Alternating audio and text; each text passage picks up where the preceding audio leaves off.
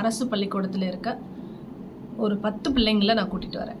அந்த அரசு பள்ளிக்கூடத்தில் இருக்க பிள்ளைங்க தமிழ் பாட புத்தகத்தை எடுத்து தமிழை உச்சரிப்பு தவறாமல் பிழை இல்லாமல் வாசிக்கட்டும். முதல்ல அவங்க அதை வாசித்ததுக்கப்புறமா அடுத்து இங்கிலீஷ் புத்தகத்தை கொடுக்கும். ஆங்கிலத்தையும் பிழை இல்லாமல் நல்ல ஒரு லாங்குவேஜ் கிராமட்டிக்கல் மிஸ்டேக் இல்லாமல் அதை வாசிக்கட்டும். இதை நல்லா ஸ்ட்ரென்தன் பண்ணிட்டு தான் அடுத்த லாங்குவேஜுக்கு போகணும். தமிழே தத்தளிக்கிறாங்க, இங்கிலீஷு இன்னும் டெவலப் ஆகலை, இன்னும் ஃப்ளூயன்சி வரலை.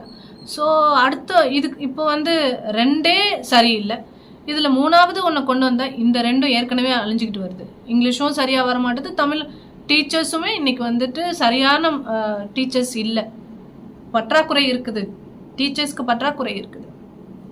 ஸோ இன்னொரு மொழியை கொண்டு வந்து அதுக்கும் டீச்சர் இல்லை. டீச்சர் இல்லைன்னா என்ன பண்ணுவோம்? அப்போ ஹிந்திக்கு டீச்சர் இருக்காங்க. ஏன்னா இன்றைக்கி தேவை அதிகமாகிடுச்சு. நம்ம ஊரில் வேலை பார்க்குறவங்கலேருந்து எல்லாத்துக்கும் ஹிந்தி தேவைன்றனால டீச்சர்ஸ் அதிகமாக இருக்காங்க ஹிந்திக்கு.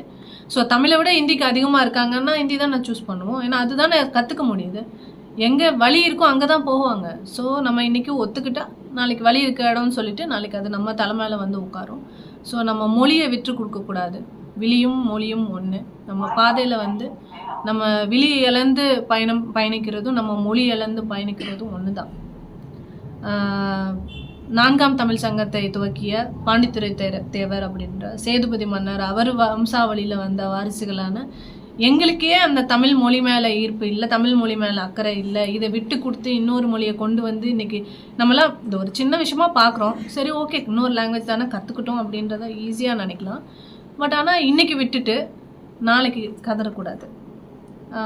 அந்த ஒரு இடத்துல நம்ம ஆரம்பத்திலேயே அதுக்கான ஒரு முற்றுப்புள்ளியை வைக்கணும் அப்படின்னு நினச்சி தான் நான் வந்து இந்த ஒரு முடிவு எடுத்திருக்கேன்.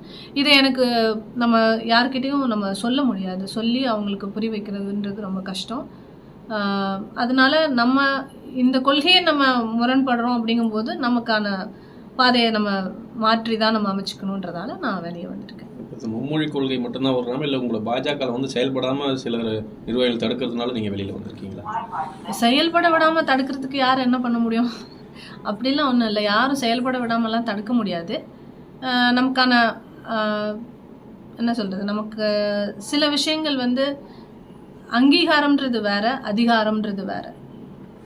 அங்கீகாரம் கொடுத்துடலாம், அதிகாரம் கொடுத்தா தான் வேலை செய்ய முடியும். அந்த மாதிரி தான். நீங்கள் மாநில பொறுப்பில் இருக்கீங்க, ஒரு சில நிகழ்ச்சிகள் நீங்களே எடுத்து நடத்துகிற நிலைமையில் நீங்கள் இருக்கீங்க. அப்படி இருந்தும் உங்களை நடத்த விடாமல் மேலிடத்துல ப்ரெஷர்னால இப்போ நீங்கள் கட்சியிலேருந்து வெளியில் வந்துருக்கீங்களா? இல்லை, மேலிடத்துலேருந்து ப்ரெஷர் எனக்கு யாரும் இதெல்லாம் நடத்தக்கூடாது, நீங்கள் இதெல்லாம் பண்ணக்கூடாதுன்னா அந்த மாதிரி கட்சி கிடையாது.